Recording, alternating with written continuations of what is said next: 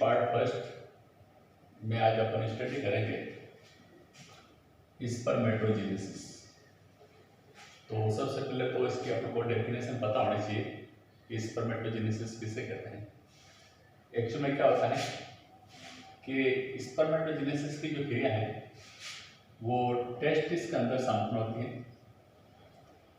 और इस टेस्टिस के अंदर है कई सेमिनिफेरस ट्यूबुल पाई जाती है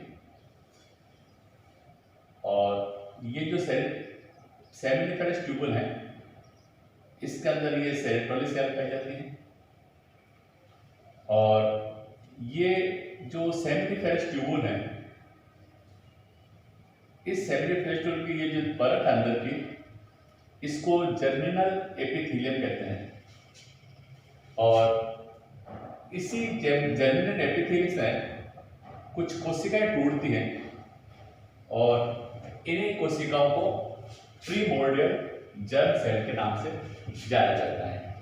तो ये कोशिका लगातार टूटती रहती है और जो फर्स्ट कोशिका टूटती है जर्मिनल एपिथेलियम से उसको अपन प्रीमोर्डियल जर्म सेल कहते हैं। ये जो पूरी जो प्रक्रिया है वो इसी सेमिनिफेरस ट्यूबुल के अंदर संपन्न होती है। ये जो पूरी जो केविटी है इस केविटी के अंदर ये जो पूरा टेस्टिस है, टेस्टिस का सेक्शन काटा गया है और उस सेक्शन के अंदर ये जो सेमिनिफेरस ट्यूबुल पाई जाती हैं और ये जो अंदर का जो इसको इंटरस्टिशियल सेल्स कहते हैं जिसके अंदर मतलब जो लैटिन कोशिका पाई जाती है जिससे टेस्टोस्टेरोन हार्मोन का सिक्रेशन होता है और ये जो है सर्टोली सेल कहते हैं इसको। और ये जो सर्टोली सेल है सर्टोली सेल और ये क्या करती है जब स्पर्म का निर्माण हो जाता है तो ये सर्टोली सेल इसको न्यूट्रिशन या पोषण प्रदान करती है। तो जैसे ये प्रीमोर्डियल जर्म सेल टूटकर केविटी के अंदर आ गई है, इस गुहा के अंदर आ गई है, गुहा के अंदर आने के बाद में इसमें 3 फेज होती हैं स्पर्मेटोजेनेसिस के अंदर।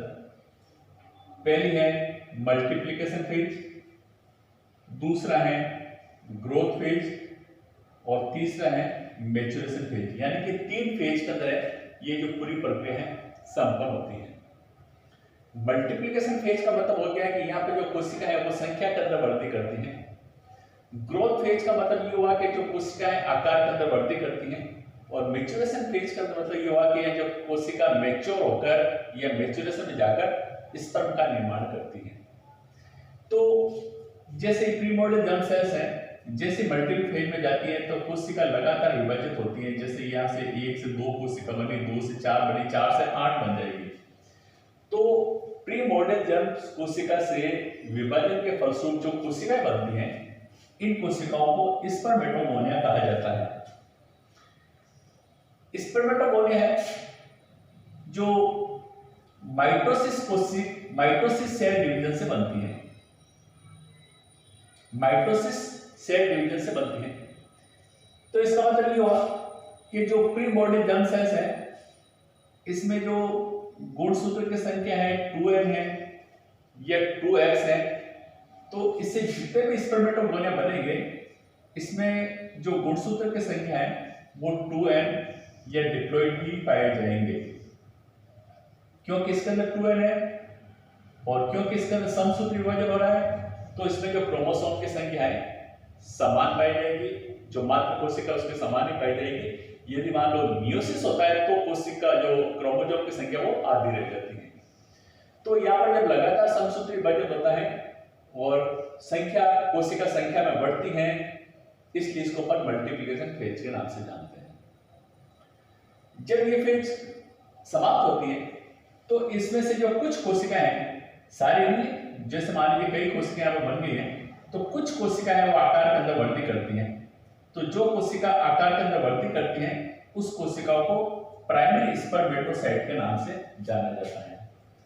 और प्राइमरी स्पर्मेटोसाइट इसके अंदर एक गुणसूत्र या क्रोमोसोम की संख्या है वो 2n पाई जाएगी। क्योंकि यहाँ पर किसी तरह का विभाजन नहीं हुआ है, केवल जो कोशिका है उसने केवल साइज के अंदर वृद्धि की है, इसके साइटोप्लाज्म में वृद्धि हुई है, उसके केंद्रक में वृद्धि हुई, उस भोजन का संश्लेषण हुआ, उसके कारण केवल आकार में वृद्धि हुई है, इसलिए इसको अपन प्राइमरी स्पर्मेटोसाइट कहते हैं। और ये जो फेज है इसको अपन ग्रोथ फेज के नाम से जानते हैं। तीसरी फेज आती है मैच्योरेशन फेज। मैच्योरेशन फेज में क्या होता है कि या कोशिकाएं अर्धसूत्री विभाजन करती हैं या मियोसिस डिवीजन होता है और इससे फलस्व स्पर्मेटिड और स्पर्म का निर्माण होता है, यानी कि मैच्योर होकर ये मैच्योर कोशिका का निर्माण हो जाता है। तो ये जो प्राइमरी स्पर्मेटोसाइट्स हैं इसके अंदर फर्स्ट मियोटिक डिवीजन होता है, पहला अर्धसूत्री विभाजन होता है, यानी कि यहाँ पर फर्स्ट रिडक्शन डिवीजन कहते हैं शॉर्ट में, मियोटिक कह दीजिए या रिडक्शन डिवीजन होगा। तो यहाँ ये जो प्राइमरी स्पर्मेटो एक है इससे केवल 2 कोशिका बनेगी, इन 2 कोशिका क्या कहेंगे सेकंड स्पर्मेटोसाइट के नाम से जानेंगे।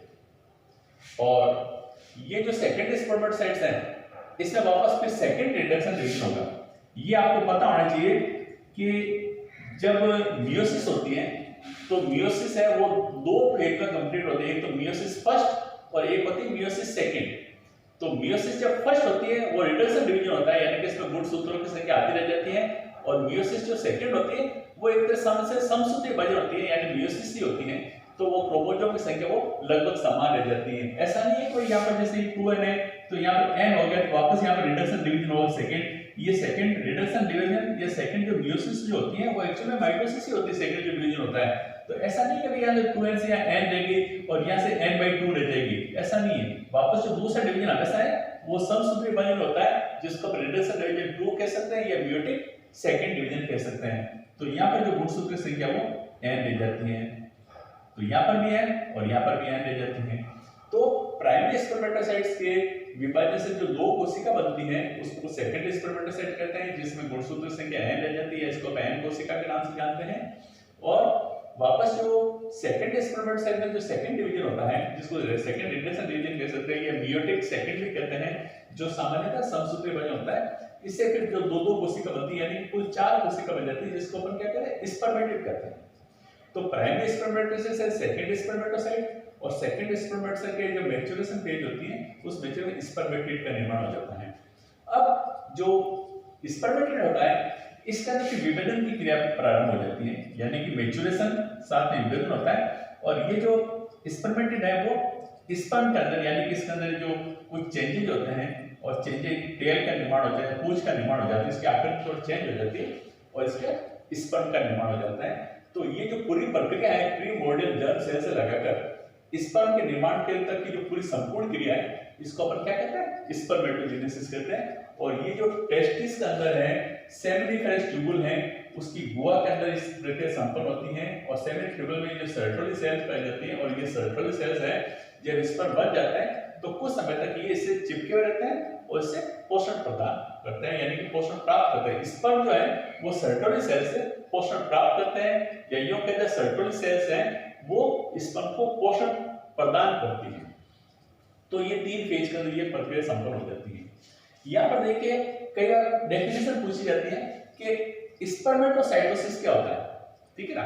स्पर्मेटोसाइटोसिस की परिभाषा क्या होती है, तो आपको सीधे से ही बताना है कि प्रीमोर्डियल जर्म सेल से लगाकर ये जो स्पर्मेटिड बनता है, प्रीमोर्डियल जर्म सेल से लगाकर ये जो स्पर्मेटिड बनने की जो क्रिया है इसको अपन क्या कहते हैं स्पर्मेटोसाइटोसिस कहते हैं। और कई बार पूछा जाता है कि स्पर्मेटोजेनेसिस किसे कहते हैं, तो आपको बताना है कि ये जो स्पर्मेटिड है इस स्पर्मेटिड से स्पर्म के निर्माण की क्रिया है उसको अपन स्पर्मेटोजेनेसिस कहते हैं।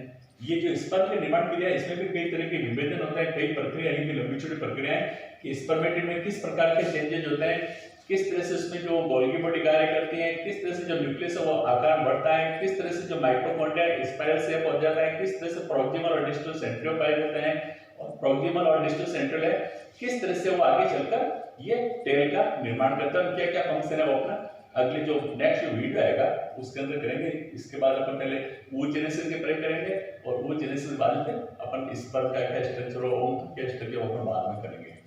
तो अब इसके अंदर कई बार क्वेश्चन पूछ लिया जाता है कि स्पर्मेटोजेनेसिस के दौरान एक प्राइमरी स्पर्मेटोसाइट्स हैं इससे कितने स्पर्म का निर्माण होगा, तो आपका सीधा सा आंसर होगा, मैंने बताया था कि एक प्राइमरी स्पर्मेटोसाइट्स हैं उससे 4 स्पर्म बनते हैं, ठीक है ना। तो आपसे कई बार ये भी पूछ सकता है कि यदि प्राइमरी स्पर्मेटोसाइट्स हैं इनकी संख्या अगर 20 हो, प्राइमरी स्पर्मेटोसाइट्स हैं इनकी संख्या 20 हो तो कितने स्पर्म बनेंगे? तो आप 20 इंटू 4 कर लीजिए, क्योंकि एक स्पर्म प्राइमरी स्पर्मेटोसाइट से 4 बनते हैं, तो 20 जो स्पर्मेटोसाइट्स हैं इससे 20 इंटू 4 कर लीजिए, तो टोटल 80 स्पर्म का निर्माण होगा। ठीक है, तो इस तरह से जो स्पर्मेटोसिस क्रिया है जो वो संपन्न होती है। और यदि ऐसा नहीं होगा कि आपसे कोई पूछ ले कि सर एक प्रीमोर्डियल जर्म सेल से कितने स्पर्म बनेंगे, तो इसका कोई मतलब आंसर नहीं दे सकते, क्योंकि एक प्रीमोर्डियल जर्म सेल है ये मल्टीप्लाई जाती है और मल्टीप्लाई पता नहीं कितने इसके अंदर है वो स्पर्मेटोगोनिया बनते हैं, और स्पर्मेटोगोनिया से कितने प्राइमरी स्पर्मेटोसाइट बनते हैं ये अपन को जानकारी नहीं रहती है। लेकिन ये तय है कि जो प्राइमरी स्पर्मेटोसाइट्स हैं ये एक प्राइमरी स्पर्म से 4 स्पर्म का निर्माण होता है। तो ये जो पूरी जो प्रक्रिया है वो स्पर्मेटोजेनेसिस कहलाती है। Thank you.